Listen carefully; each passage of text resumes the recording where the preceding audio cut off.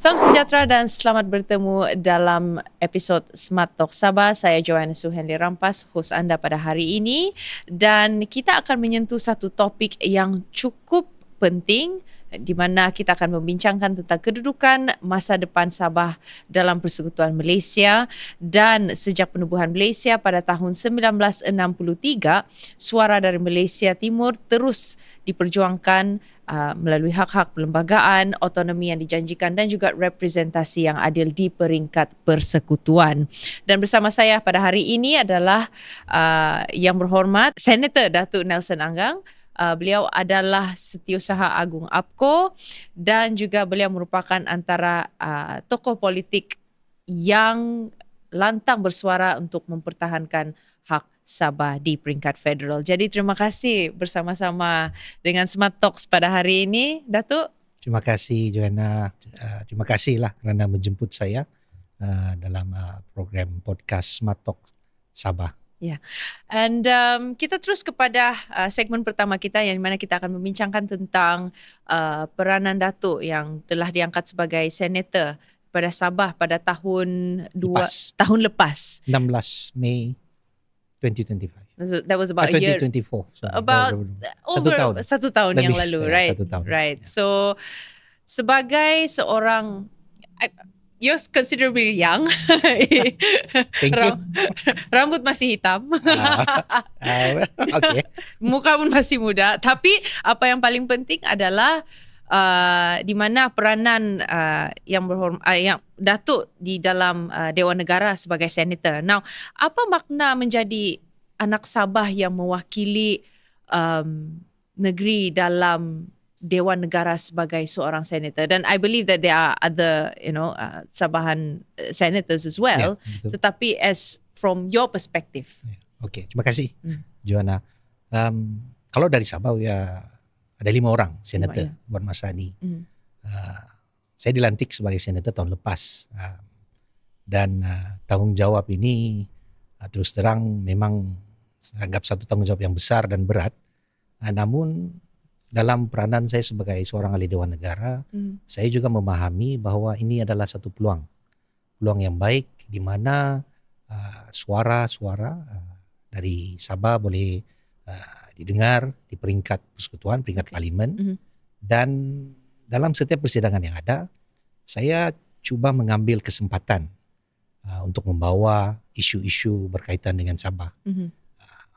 Walaupun saya juga mengangkat isu-isu nasional juga, tetapi saya mengambil setiap peluang yang ada untuk mengangkat isu-isu Sabah kerana saya percaya parlimen merupakan satu pentas yang amat penting untuk kita mendapatkan baliklah sebenarnya hak MA 63 ini.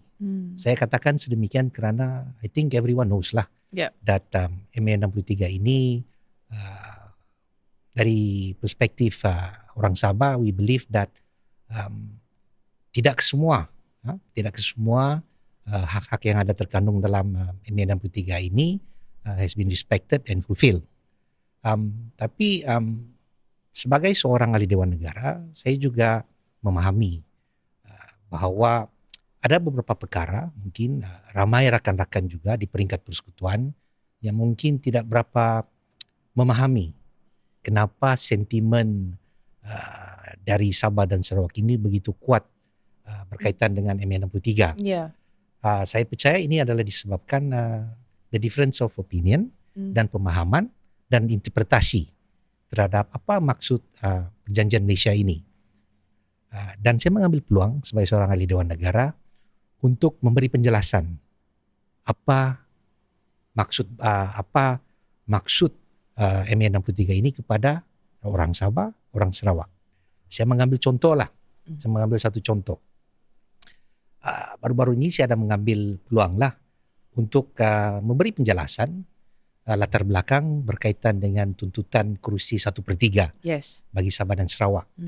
Dari segi sejarahnya, dari segi pemahaman kenapa. Sebab saya ada dengar, kita ada rakan-rakan juga, pemimpin-pemimpin daripada Semenanjung Malaysia, peringkat persekutuan, yang mengatakan tidak perlu perkara itu dituntut.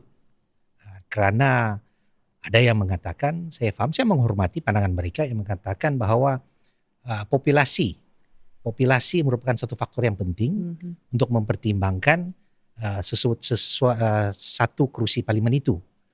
Namun tuntutan 1/3 ini, saya jelaskan, sebenarnya tuntutan 1/3 ini bukan sesuatu yang baru. Ini sudah terkandung di dalam IGC report. IGC report ini merupakan satu dokumen yang penting dalam perjanjian Malaysia. Di mana di sanalah niat-niat perbincangan persefahaman yang ada apabila pembentukan Malaysia dibuat. Jadi di dalam 1/3 kursi parlimen ini sebenarnya pada waktu itu kekhawatiran itu sudah wujud. Kenapa perlunya ada 1/3 kursi parlimen kepada Sabah, Sarawak dan Singapura pada waktu itu. Kekhawatiran yang wujud itu adalah di kalangan rakyat Sabah dan Sarawak pada waktu itu, di mana mereka khawatir akan kehilangan hak-hak istimewa yang ada kepada Sabah dan Sarawak. Jadi idenya dengan mendapat 1/3, perlembagaan tidak boleh diubah sewenang-wenangnya. Kerana untuk mengubah perlembagaan memerlukan 2/3 sokongan di parlimen. That's true. 2/3. Jadi 1/3 itu merupakan safeguard. That is the safeguard yang kita minta pada waktu itu. Dan disebabkan itulah apabila Malaysia terbentuk, 1/3 kursi parlimen ataupun 35% lah, lebih 1/3 sebenarnya itu diagihkan kepada Sabah, Sarawak dan Singapura. Tetapi apabila Singapura keluar, kursi-kursi parlimen Singapura itu pula dikembalikan ataupun diagihkan kepada Semenanjung Malaysia pada waktu itu. Dan tidak sama sekali dibincang ataupun diagihkan di kalangan Sabah dan Sarawak. Sebab kita perlu kembali kepada asas. We go back to basic. We go back to the reason and the foundation why Malaysia was formed. Why wanted was given. Kenapa 1/3 diberikan? Kerana untuk memastikan hak Sabah Sarawak di dalam perlembagaan tidak sewenang-wenangnya dipindah. That was the original intention. So when Singapore was no longer with Malaysia, that intention supposed to be maintained. Itu kekhawatiran, betul atau tidak? But it was never discussed. Saya tahu, saya juga ada berbincang, berdebat dengan rakan-rakan yang berpandangan dalam IGC report itu, 1/3 itu adalah kepada Sabah, Sarawak dan Singapura. Dan bukan hanya kepada Sabah, Sarawak. Saya pernah dengar itu, betul. Tapi saya menyatakan itu betul. Tetapi dalam IGC report juga tidak mengatakan kalau skenarionya di mana Singapura keluar, kursi itu diberikan kepada Semenanjung Malaysia. Tidak juga. Kerana dalam IGC report mengatakan 1/3 adalah kepada Sabah, Sarawak, Singapura. That was the intention. So there was never a situation that was considered that if Singapore were to keluar dari Malaysia, that was never considered. Okay. So that's why I think when Sarawak, Premier Sarawak requested or demand that 1/3 be returned, and we supported it, Sabah supported it, it is not something new. It is about for us asking the very asas that we have agreed on. And of course, I heard also mengatakan betul dalam untuk menambah kursi parlimen ini, populasi adalah suatu perkara yang amat penting untuk dipertimbangkan. But that has been considered. Okay. That time. So when we look at this whole situation sekarang nih kan, dia sepertinya kita sampai satu gridlock ini. Yeah. Di mana ada pendapat di beberapa pihak yang mengatakan bahawa well, this is not it's not in agreement with what the Sabah and the Sarawakians want. Tapi dalam masa yang sama saya melihat ini lebih kepada as a lawyer yourself, practicing lawyer, dia lebih kepada technical. There's more of technical di mana which one mana satu interpretasi yang betul ini. So how do you fix this gridlock then? Okay, saya bagi contoh satu lagi. Okay. When you talk about it's a different of interpretation. Interpretation. That is correct. Yes. Maybe this is an example just I give 40%. This is a short example. I'm not gonna go dwell on 40%. Okay. Maybe after that. Maybe. But I give an example. Right. What is this 40% is about? Okay, this is actually a matter of perbezaan interpretasi sebenarnya Yeah. di antara pihak persekutuan dengan Sabah dan Sarawak, dengan Sabah. Kita tahu daripada pendirian pihak persekutuan menyatakan bahawa the 40% is no longer applicable as explained or answered in Parliament by the former finance minister at that time. So that means pihak persekutuan mengatakan ianya tidak terpakai sudah. But for Sabah, we said no, it is still applicable. So it's a matter of difference of interpretation. Right. So kalau dari segi perundangan, siapa yang mempunyai kuasa untuk membuat keputusan jika terdapat perbezaan interpretasi, dan perbezaan interpretasi ini adalah perbezaan interpretasi dalam perlembagaan persekutuan. So you basically only the court has the power, the authority to decide when there is a difference of interpretation in the constitution. So that is where we are actually at this moment. So there are two ways of how to settle this. Right. Either pergi mahkamah, minta mahkamah putuskan interpretasi yang sebenar, Okay. or government to government, state government, federal government. Okay. Let's discuss and negotiate. Right. But before we move on into bringing this, membawa ini ke peringkat in the court, untuk kita bawa ke peringkat mahkamah kan, untuk membuat to dissolve to handle this issue. Then let's briefly talk about 40%. Okay. Right. Even sampai sekarang pun 40% tu pun belum ada dia punya kata putus, belum Yes. selesai. That is correct. Alright. Yeah. And jangankan bilang itu, 40% pun belum selesai, ini lagi masakan ini. So don't you think that selain daripada kembali ke badan kehakiman, tidakkah juga ini ada satu political will daripada pihak kerajaan persekutuan untuk memastikan bahawa hak-hak yang seperti Datuk katakan tadi itu akan dikembalikan kepada Sabah? Yeah.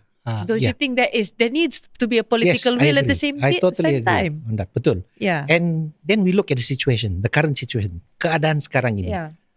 Saya rasa umum tahu bahawa Pakatan Harapan PH ada memfailkan saman suatu ketika dahulu, dan saman itu telah ditarik balik. Okay. Dan pada waktu ini kerajaan telah pun menubuhkan jawatan kuasa teknikal MA63.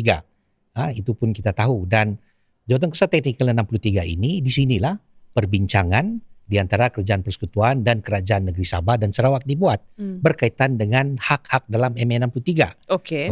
Ini isu 40% ini adalah salah satu hak dalam MA63. But it is a big issue for Sabah because it involves finance, kewangan lah. Perkara ini dibincangkan. Okay. Kenapa perkara ini belum dimuktamadkan? Saya setuju pendekatan bahawa perkara ini there must be political will. That is true. And that is why we have this committee, and that is why the current government under the Honorable Prime Minister, that's why they have set up this MA63 committee. And I think semua pun sudah maklum ada beberapa perkara yang sudah dimuktamadkan dalam perbincangan dalam MA63 ini. Sebab MA63 ini luas sebenarnya. Dan seperti saya katakan, 40% is only one of it. Okay, we talk about 40%.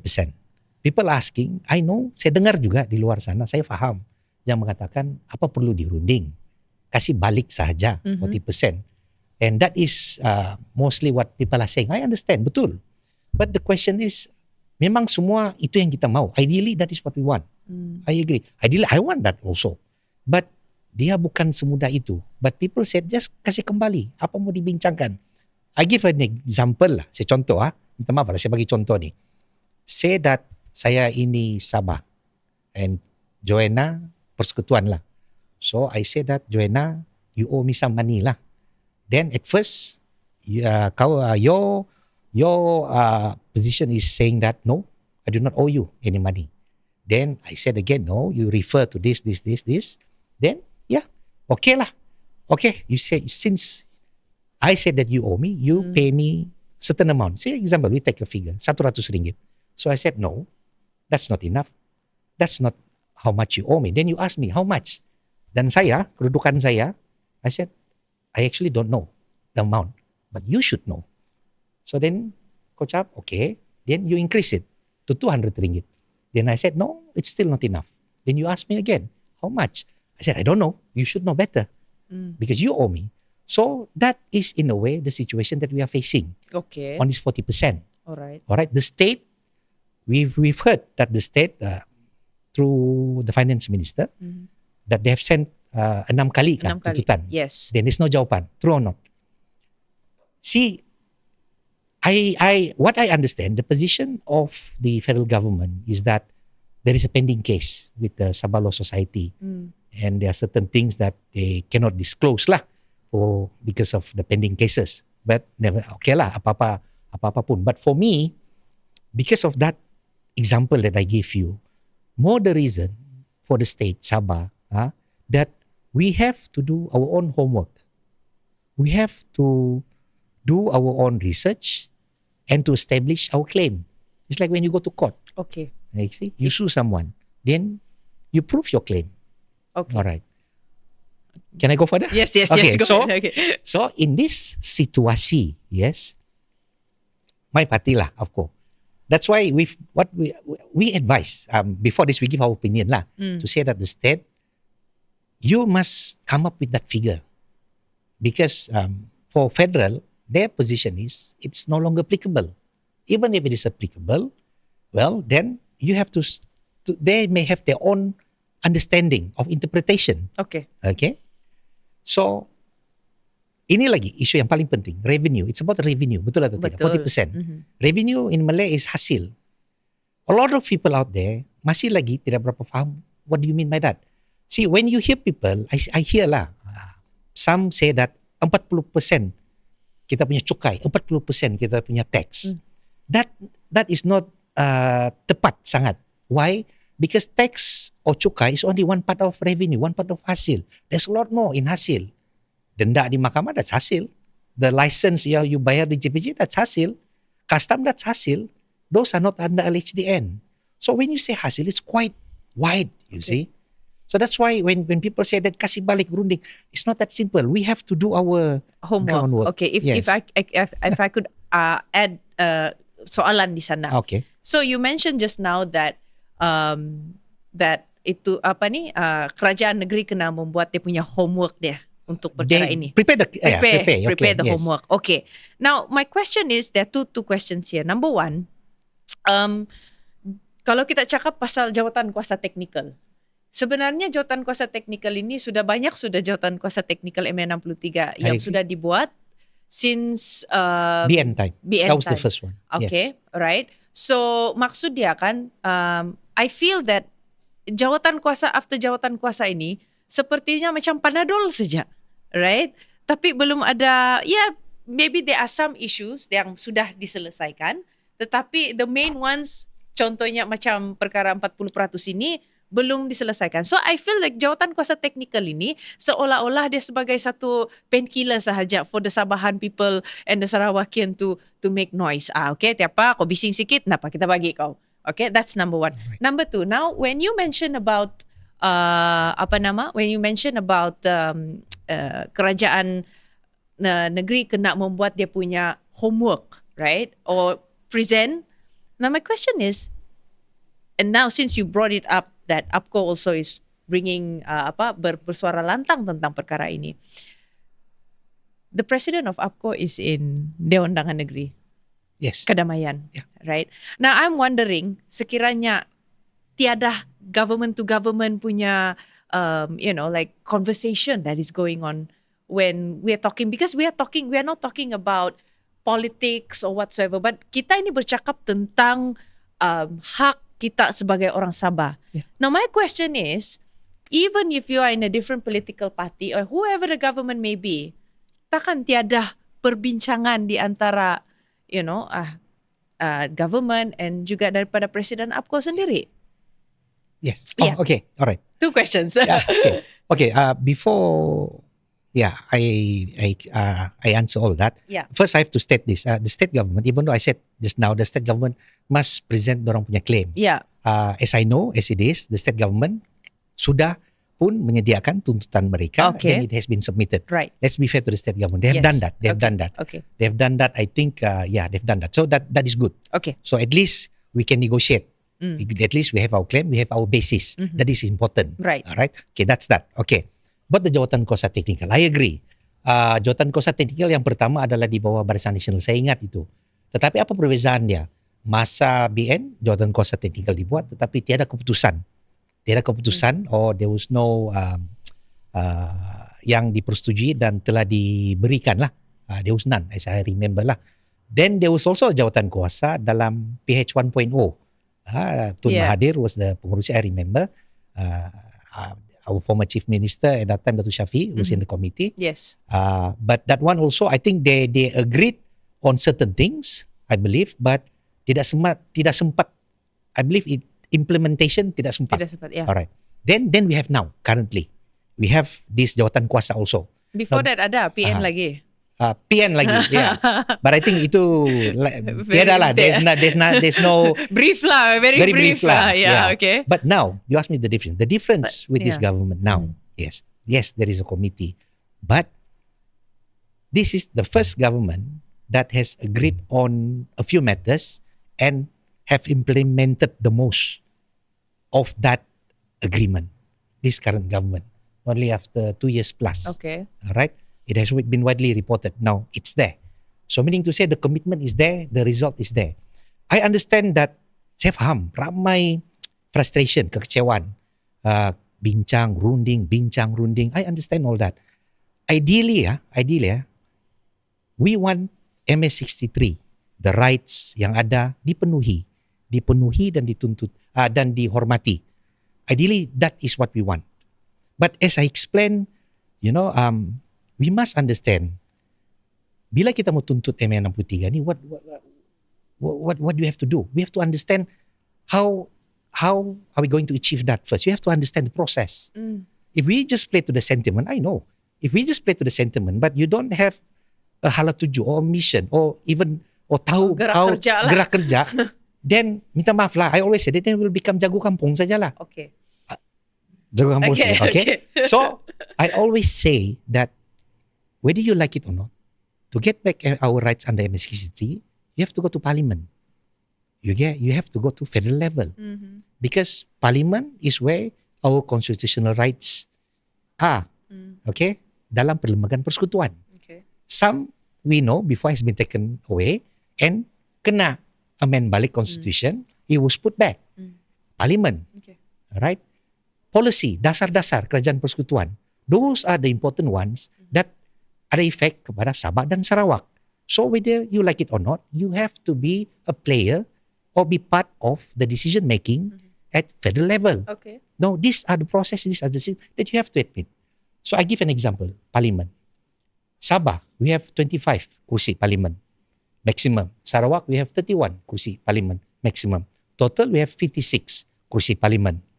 To amend the constitution, we need to get 2/3. We have 222 ahli parlimen. To get 2/3, you need 148. So that means we need support from MPs daripada Semenanjung Malaysia to make up the 2/3, 148, because we only have 56. So I know for a fact that ada pemimpin-pemimpin di Semenanjung Malaysia, ahli-ahli parlimen yang bersimpati dengan situasi lah kita berkaitan dengan MA63. Dan saya tahu juga ada ramai juga di kalangan mereka yang seperti kita bincangkan tadi mempunyai pendapat yang berbeza. Betul. So that is where I see my role in Dewan Negara. Mungkin I hope lah, I'm trying the best that I can. That is where I take the opportunity, if I can, to explain to my fellow Senate friends or in the Dewan Rakyat, explaining why the sentiment is so strong in Sabah and Sarawak. If I quickly ask a question sana kan, okay, I feel that kita di Sabah ini kan, we don't sing in the same tune. Yeah. Sarawak ini, honestly speaking, I mean, because I'm also based in Sarawak now, right?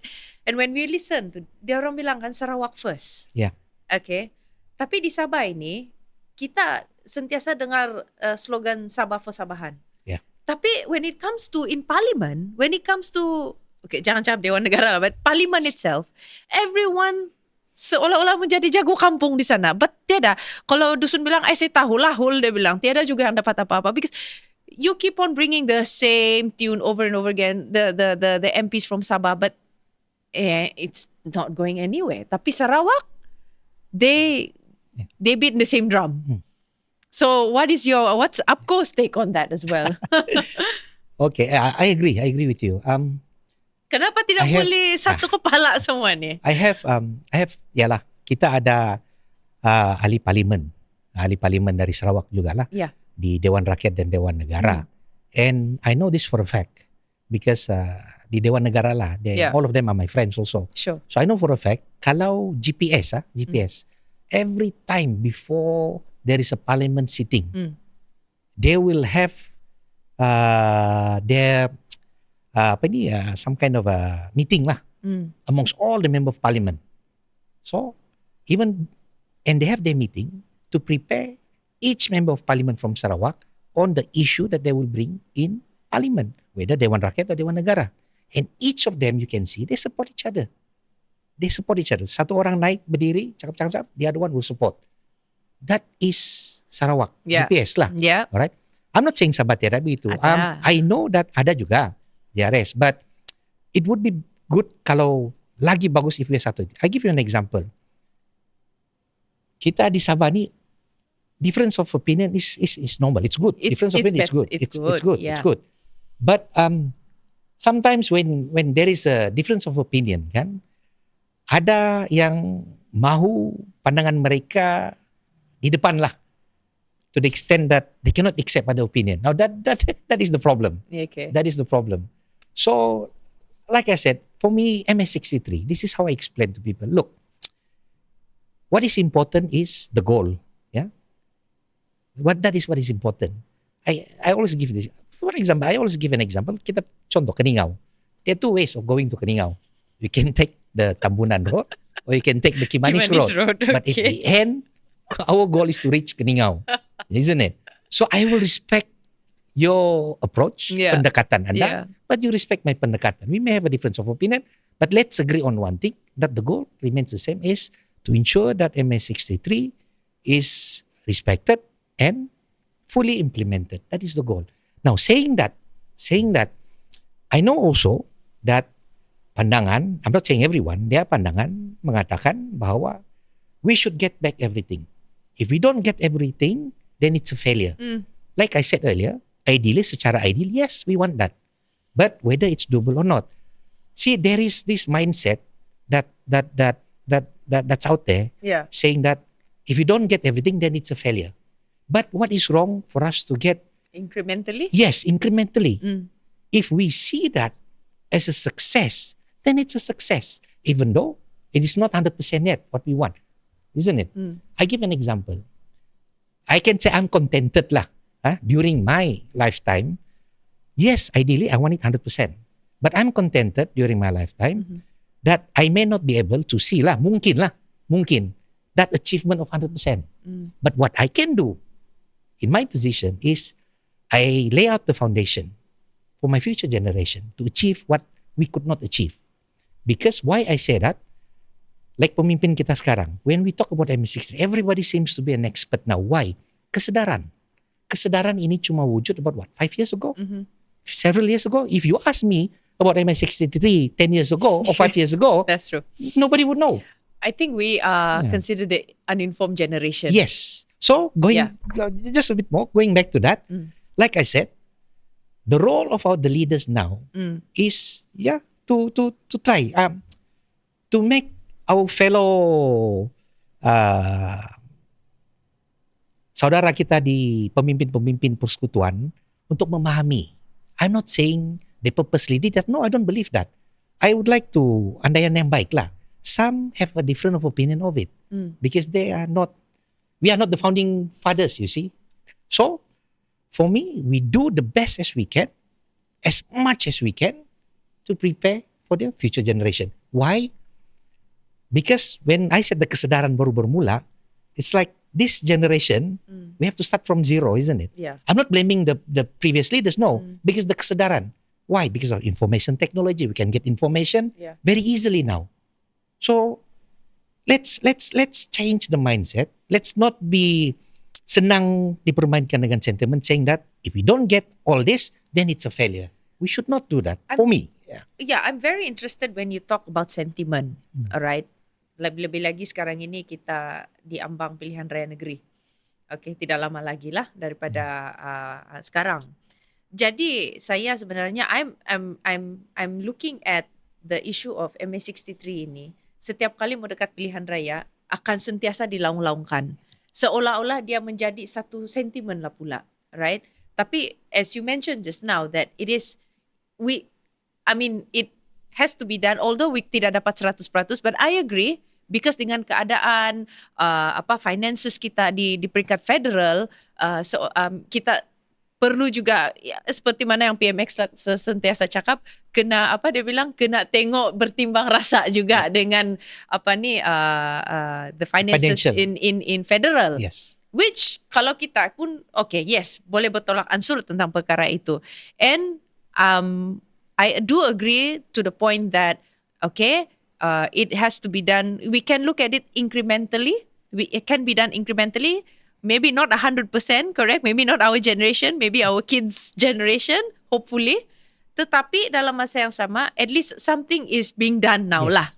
Rather than before 2018, we know for a fact the moment you talk about MA63, you'll be in ISA at that time lah, kan? But then saya sebenarnya melihat perkara ini bukan orang bilang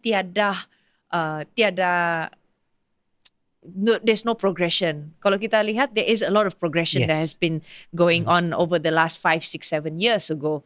Cuma masalah dia sekarang ini, saya rasa yang sentiasa dipertikaikan adalah MA63 ini selalu kalau dipolitikkan. And it's sad to see, kalau saya melihat perkara ini kan, MA63 ini sebenarnya tidak patut dipolitikkan. Alright? Itu. Dan keduanya, saya merasakan bahwa perlu sudah ada generasi-generasi muda, pemimpin-pemimpin muda yang sudah kena membawa suara ini di peringkat federal. Because if it's the same old voice, I think you're still gonna get the same old feedback lah, ataupun result. Yeah, that's the word. Result. Sama juga. But don't you think that it's time for they have more young faces to come out and which we will then discuss in the next segment. Kita berehat dulu sebentar. Kita kembali lagi ke segmen seterusnya. Datuk, kita tadi berbincang masih tentang perjuangan APCO untuk mengambil hak-hak kita semula dalam Federal Constitution, terutamanya yang termaktub dalam MA63. Nah, kembali kepada perbincangan itu tadi, saya melihat ramai kita punya, we are looking at APCO lah, right, as a party. Now, perjuangan APCO, saya percaya apabila APCO ditubuhkan, antaranya memang perjuangannya adalah untuk menyuarakan tentang hak MA63 ini dan juga dikembalikan, kalau bukan 100% pun, but at least ideally lah, alright, ideally kembalikan kepada Sabah. Dan ini perjuangan. Namun begitu, ada sesetengah pihak ataupun ramai pihak yang mengatakan di luar sana, there was one time before the election, I think before the general election in 2022, APCO had submitted a file, sue the PH, elected representative from Sabah. Correct. For this 40% issue. Yes. Then the moment balik jadi APCO became the government, lagi dapat menteri, alright, orang mengatakan bahawa suddenly it was withdrawn and it became MUM. MUM, okay. Well, not really MUM, but basically understood. It's Faham. tiada cerita. And dan ini menyebabkan banyak pihak terutamanya golongan dia yang golongan kita lah yang sentiasa menyuarakan hak ini tentang perkara ini, mengatakan bahwa dia bilang sudah karena main sudah di sana pusat, dia bilang. Karena tarik hidung, karena cucuk sudah hidung, dia bilang. Which I mean, for better word, but that's exactly what has been said. Yeah. You know, so that's one. Kita mau tahu why kena tarik balik your the 40%. The 40% punya issue. That's number one. And number two, now APCO is in government, in federal government, and as well as memegang satu kementerian yang cukup besar di peringkat federal, KUSKOP, right? So we are looking at, of course, yes, there's ahli parlimen sana, Dato' Madius pun, Tangau pun ada di sana. Namun I'm looking into posisi presiden parti di sana. How do you balance di mana apabila APCO menyuarakan tentang hak-hak Sabah, tetapi dalam masa yang sama federal pun ada dia punya cara tersendiri, ataupun to say ada basically karena PMX cakap bilang sabar, tunggu dulu, dia bilang. So satu question is kenapa tarik balik 40% tu, and then kedua, bagaimanakah APCO balance menyuarakan tentang hak MA 63 ni, dan dalam masa yang sama juga in line with the federal punya policy sekarang. Okay, thank you, Joanne. Saya rasa saya jawab yang nombor 2 dulu lah. Okay. How do APCO lah balance being in federal government, and at the same time we are actually claiming for MA 63 rights. Yeah. Okay. First, this is very important that we have to acknowledge. Macam kita cakap tadi, we have to acknowledge first that under PMX, this is the government that has allowed for a discussion about MA 63 ini secara terbuka. Sama ada di peringkat parlimen ataupun di peringkat luar lah, di kalangan rakyat pemimpin.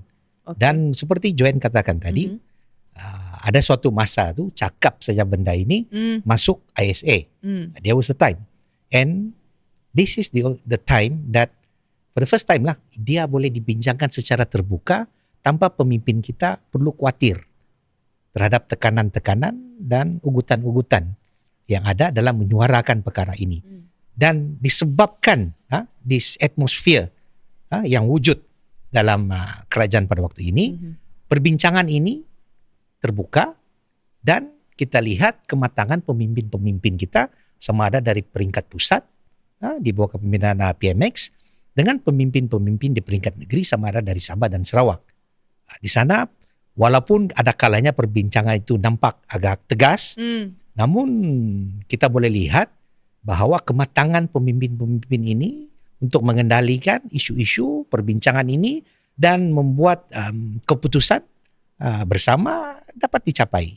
Jadi saya tahu Datuk Presiden kami, Datuk Yon Benedict, sebahagian daripada Kabinet Persekutuan.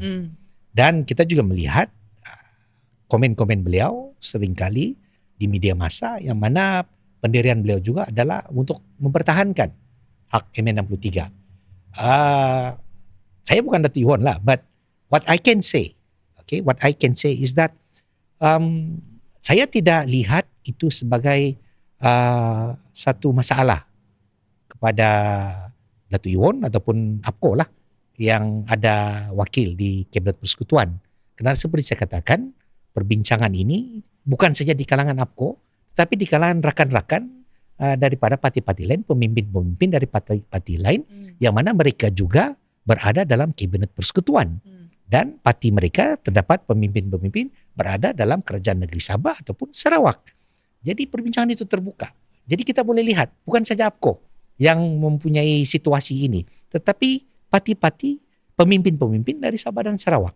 Dan seperti saya katakan, dalam MA 63 Committee ini kita boleh lihat hasilnya yang sudah diumumkan. Sarawak, tidak perlu cakap Sarawak lah berapa banyak sudah dia dapat, ya. Mereka telah dapat kembali daripada perbincangan yang ada.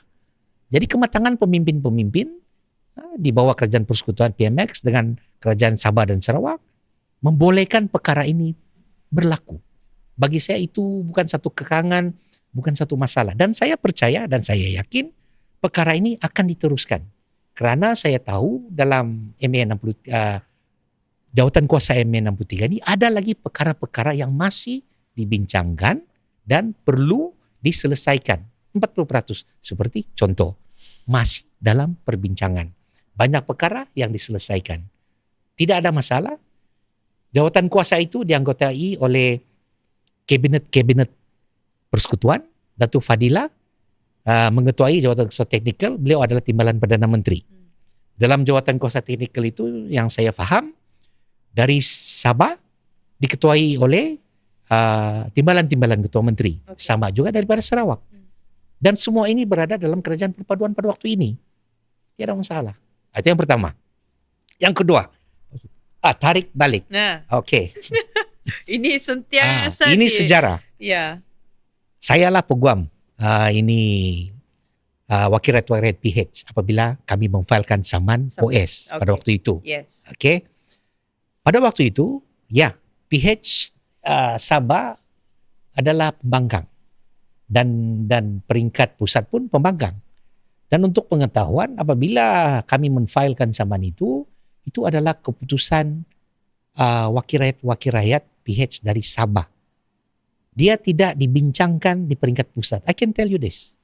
Because I was the person who informed Majlis Presiden Pakatan Harapan. Because APCO dalam Pakatan Harapan dan kami berada dalam Majlis Presiden, peringkat tertinggi Pakatan Harapan. Saya ingat pada waktu itu, selepas mau selesai sudah mesyuarat Majlis Presiden, saya memaklumkan kepada Majlis Presiden bahawa wakil rakyat YB PH Sabah akan memfailkan saman minggu depan, saya cakap. So pengurusi PH pada waktu itu Datuk Seri Anwar Ibrahim dan pemimpin-pemimpin PH yang lain daripada Amanah DAP semua, mereka mengambil maklum. Bukannya kami bincang boleh atau tidak. We did it. They have no problem with it. So we did it. So we file. Betul, we file against federal government, state government. Apa yang kami tuntut? At that time, pada tahun 2022, pemberian, there was a review. Pemberian pada waktu itu. We did not agree on the review because we said that it is not based on 40%. That is one of the claim.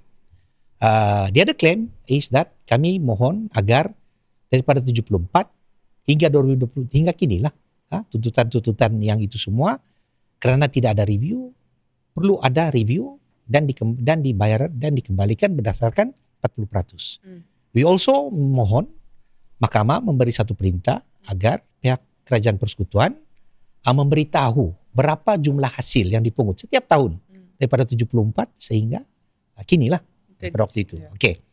Then we became the government. Federal government pada waktu itu. We became federal government and state government lah later on. So, apabila dalam federal government sebenarnya bukan teruskan atau tarik balik, tidak. I think it's after 9 or 10 months. Kerana perbincangan memang wujud, betul. Perbincangan memang wujud. Kerana tuntutan-tuntutan kami. Seperti saya katakan tadi, to get back this right, there are two ways of doing it. Pergi mahkamah, perbincangan dengan government to government, federal dengan state. Yes. So, jika kita ambil pendekatan mahkamah, tidak masalah, boleh. Tetapi jika pendekatan itu diambil, akan mengakibatkan rundingan di antara kerajaan dan kerajaan mungkin tertunda kerana perlu menunggu keputusan mahkamah. Ataupun apa-apa yang dibincangkan mungkin akan mempengaruhi keputusan mahkamah. You see? That's why they say, certain things, because it's in court, it's sub judice, whether we agree or not, saya mungkin ada pandangan saya, but usually that's the case. So then, you have the option. Sekarang kita sudah menjadi sebagian daripada Kerajaan Persekutuan. Pembuat dasar.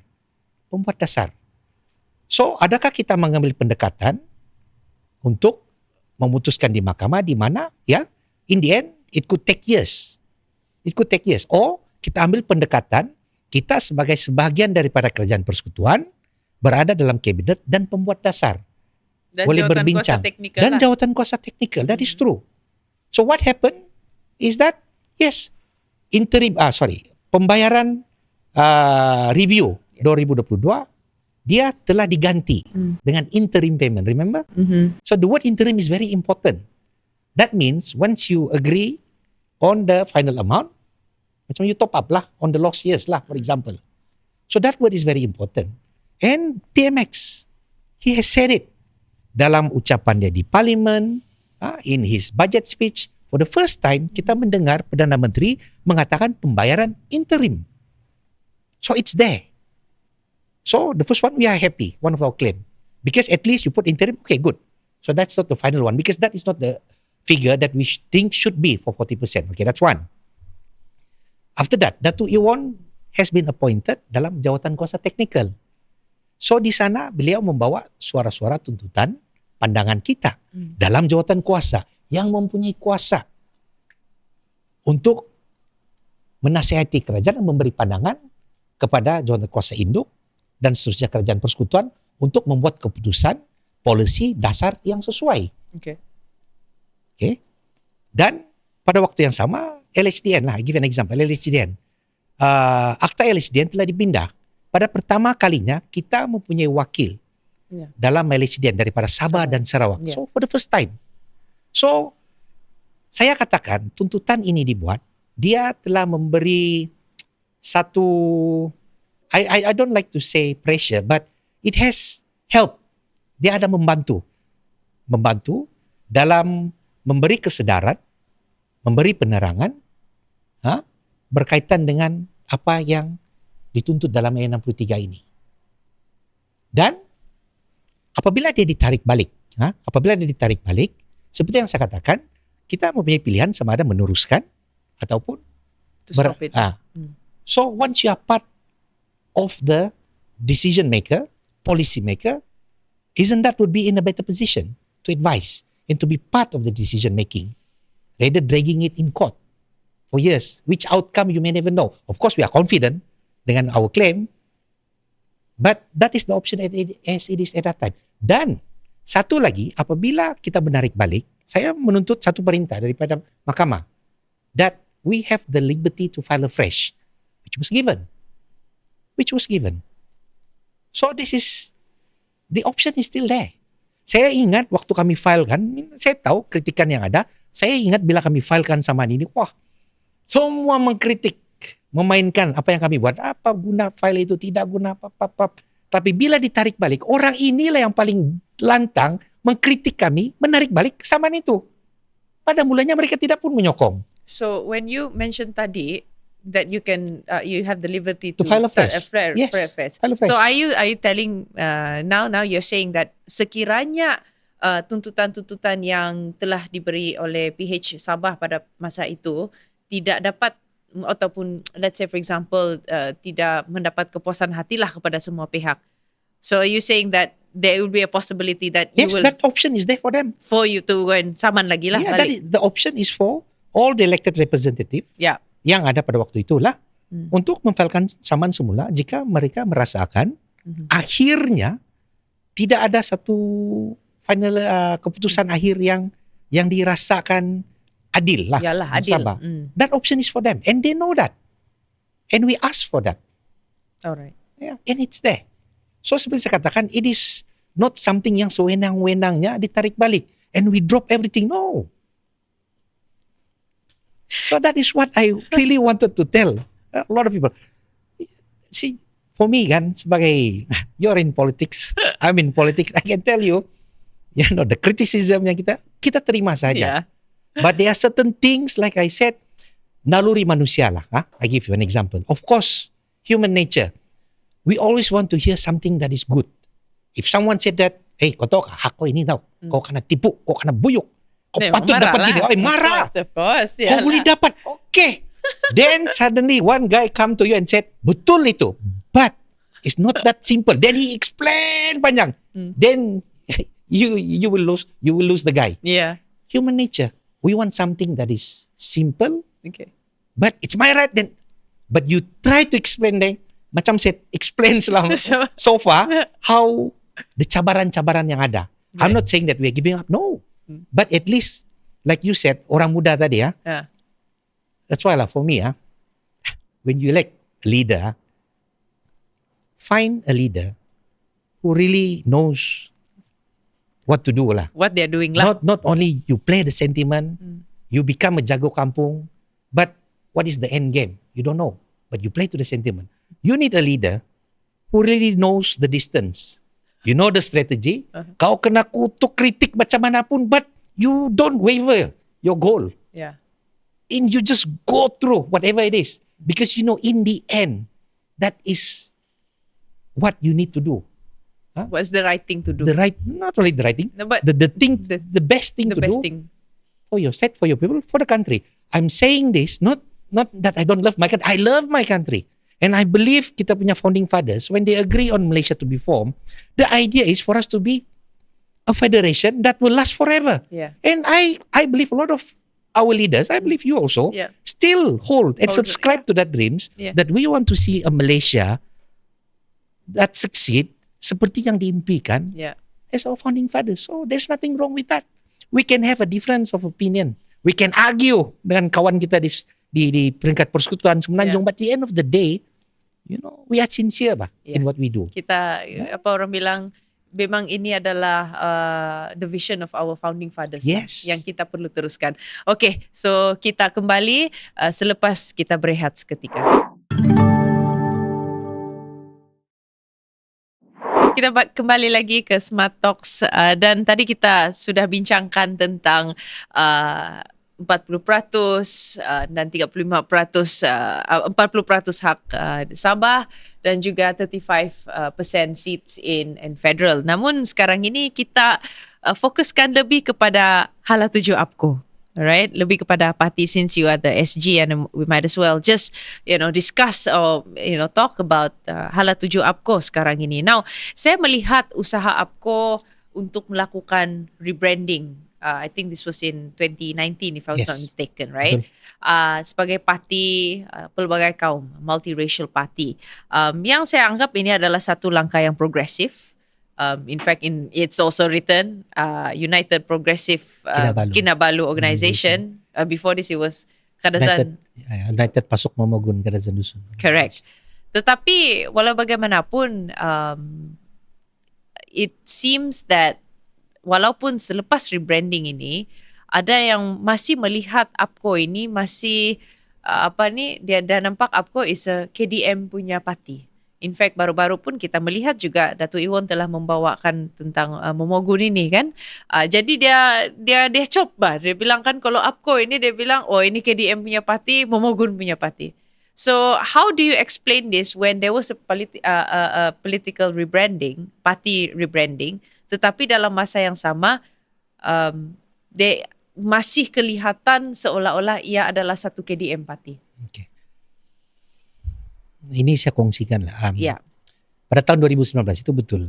Sewaktu aku membuat keputusan untuk rebranding lah, menjenamakan semula. Saya telah diberi tanggung jawab untuk pergi ke setiap bahagian APCO dan memberi penjelasan dan mendengar pandangan-pandangan daripada setiap ahli di bahagian-bahagian. Jadi I did that exercise. I went everywhere. Even to the extent I went to Perak because kami ada 4 bahagian APCO di Perak. Okay. So I went all over. And surprisingly, there was no single bahagian yang membantah. To be honest lah, I was expecting saya ingat ada resistance not to rebrand APCO. But when I went to some bahagian, with some bahagian I thought that there will be resistance, there was none. Okay. And the support was overwhelming and I was so surprised. And that pada waktu itulah, then I realized that, this is the right move to do. This is the right move for APCO. All right. Because of the support, overwhelming support that we received from all of our bahagian. Okay, we did that. So we rebranded APCO. Of course, constitutional wise, APCO, perlembagaan APCO sebelum di rebranding pun, actually perlembagaan APCO itu adalah satu parti pelbagai kaum sebenarnya. Yeah. Pelbagai kaum. Sama saya boleh katakan sama juga kepada parti-parti yang ada di Sabah sekarang pada waktu ini. Sama juga sebenarnya. Dan sehingga kini, terus terang, kalian APCO ialah bukan saja merangkumi satu kaum. Saya ambil contoh di kawasan saya lah, di bahagian saya, di kampung saya, Kuala Penyu, kami mempunyai keahlian yang ramai di kalangan kaum-kaum Brunei, Bisaya, kaum Cina pun ada keahlian dalam APCO. So ini bukanlah sesuatu yang baru sebenarnya untuk APCO. It has been like that for years. Only the rebranding, mungkin nama itulah. Nama itu di rebrand untuk memperlihatkan sebuah parti pelbagai kaum. Okey, dari segi persepsi bahawa APCO masih sebuah parti memogun, well, memang setiap orang mempunyai pandangan mereka dan kalau terdapat pandangan-pandangan yang melihat APCO sebagai satu parti yang memperjuangkan kaum memogun, bagi saya itu tidaklah menjadi satu keganjilan ataupun satu masalah atau bebanan. I take that as a recognition of what APCO has done before, what we have achieved, what our previous leaders have achieved. Tapi ia tidak bolehlah dilihat sebagai satu kegagalan dalam proses rebranding. Sebab seperti saya katakan, ada juga di luar sana yang senang hati melihat APCO telah dijenamakan semula. Dan hasil daripada penjenamaan semula itu, ramai juga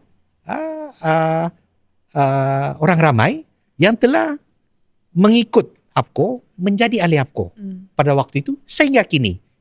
Bukan daripada kaum memogun. Jadi, I think it's a matter of how you look at it. But untuk APCO, pemimpin APCO, we are focused, we are committed. It doesn't mean that tidak bermakna jika kita rebrand nama, we abandon our struggle before or we don't appreciate or recognize the rights of the Momoguns. No, it's not that. It's only that, kita betul-betul menjenamakan seperti juga apa yang ada dalam perlembagaan kami. Persepsi itu penting. Perjuangan tidak pernah tersasar. Perjuangan tetap sama. Tidak bermakna jika saya mengangkat satu isu kaum kayak KDM atau kaum Momogun, berarti saya tidak memperjuangkan hak kaum lain. Tidak. That is not how we think in APCO. Okay. Yeah. That's why it's very important that the word progressive is there. That shows how we want the party to progress, how we want our people to progress, how we want Sabah to progress, and how we want Malaysia to progress. Okay. Now, this is another question, another layer of question that I would like to ask you. Mengapa semakin ramai ataupun sejak kebelakangan ini, in fact it's been years and years, semakin sukar bagi generasi pemimpin baru terutamanya KDM ini, untuk muncul sebagai seorang yang nampak kredibel dan juga diyakini sebagai seorang pemimpin. Sebenarnya kita ramai tahu pemimpin-pemimpin KDM yang muda, like yourself, for example. In fact, yes, Dato' Iwan. Dan banyak lagi yang lain sebenarnya. Tetapi saya melihat seolah-olah bahawa dalam kaum Momogun ini, janganlah KDM lah, Momogun yang you've mentioned tadi, seolah-olah sukar betul untuk kita mencari generasi pemimpin baru. Pemimpin generasi yang baru. Oh, okay. What are your thoughts and okay. what's your view on this? Okay. Jika kita lihatlah sejarah politik Sabah, kalau saya tidak silap, kalau kita lihat kerajaan berjaya dan kerajaan PBS dulu, apabila mereka menjadi kerajaan pemimpin PBS lah yang saya tahu pada waktu itu juga, rata-rata mereka adalah berumur 30-an, pertengahan 30-an. Begitu juga saya rasa pemimpin-pemimpin berjaya. PBS pun sama juga. Sama juga, PBS dan berjaya, PBS betul. So, it means that there is nothing wrong in the system. Dari segi kebudayaan politik kita, saya lihat, ia pernah berlaku. Dan pada waktu ini, ada juga lah. I say, maybe for me, when you say pemimpin-pemimpin muda yang mempunyai credibility, of course lah, I leave it to the people out there to decide whether such a leader has credibility or not lah. Okay. But I think mungkin persoalannya pemimpin-pemimpin muda yang mempunyai kedudukan dari segi kepimpinan utama lah. Correct. Kepimpinan utama negeri, peringkat persekutuan atau peringkat parti. Okay. Itu saya rasa jawapannya adalah bergantung kepada sesuatu parti itulah. So saya tidak boleh komen lah parti-parti lain. Tapi saya boleh komen parti saya. Saya bagi contoh. Seperti Joanna kata, Datuk Iwan Benedict. Sedar tidak, mungkin ramai tidak sedar, Datuk Iwan Benedict adalah pemimpin generasi ketiga kami. Generasi ketiga APCO. Tan Sri Bernard Dompok, Datuk Sri Panglima Wilfred Madius Tangau, dan Datuk Iwan Benedict. Beliau mengambil tampuk kepimpinan APCO sebagai presiden berumur 39 tahun. Dan dalam parti APCO, saya boleh katakan, dalam majlis tertinggi kami, pada waktu ini, bukan saja pada waktu ini, pada waktu sebelum ini pun, kita boleh lihat majlis tertinggi adalah di kalangan golongan generasi kedua dan ketiga. Dan APCO sekarang ini dalam kepimpinan kami, boleh dikatakan ini adalah generasi ketiga. Dan peluang kepada orang muda untuk bersama-sama dalam parti kami, sebagai kepimpinan tertinggi, pembuat dasar, pembuat keputusan, peluang itu ada, tidak ada masalah. Tidak ada masalah. Jadi bagi saya, sistem yang kita ada, sistem politik kita yang ada pun, kebudaya politik kita, masyarakat kita, dari dulu pun, pernah sejarah kita, pemimpin muda, tidak ada masalah.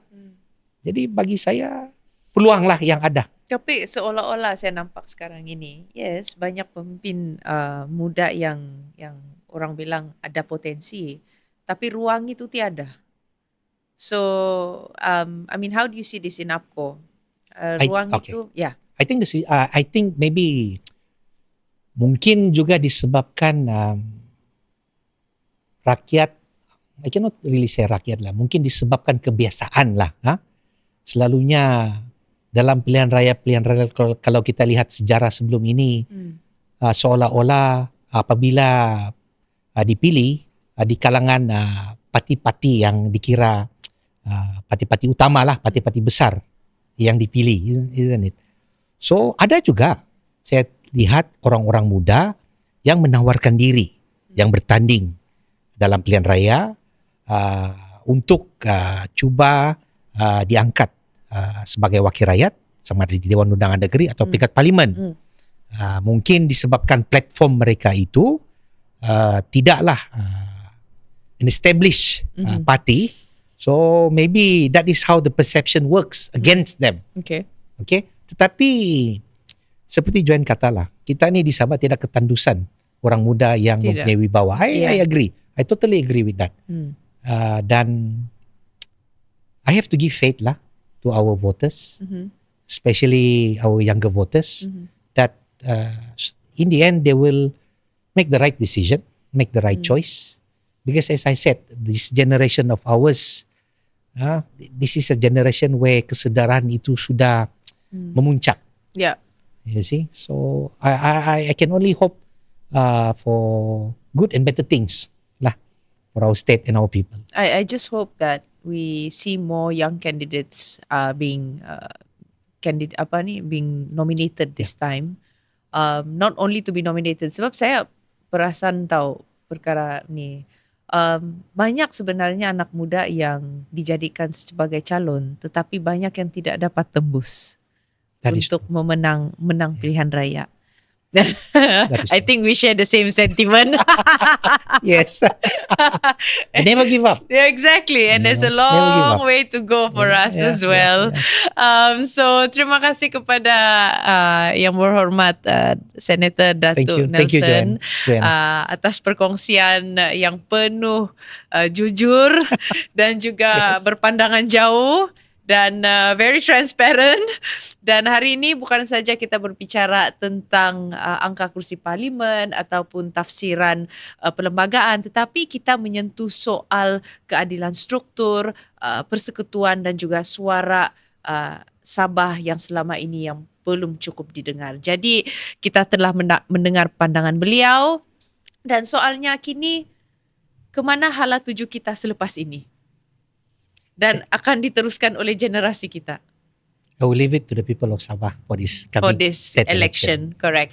Jadi apa yang telah dijanjikan, apa yang telah ditunaikan, apa yang kita sanggup perjuangkan bersama sebagai orang Sabah. Terima kasih kerana mendengar podcast pada hari ini dan jangan lupa untuk subscribe kami di Spotify, YouTube, TikTok, Facebook, Apple Podcast dan juga X. Dan kita bertemu lagi di episod yang akan datang.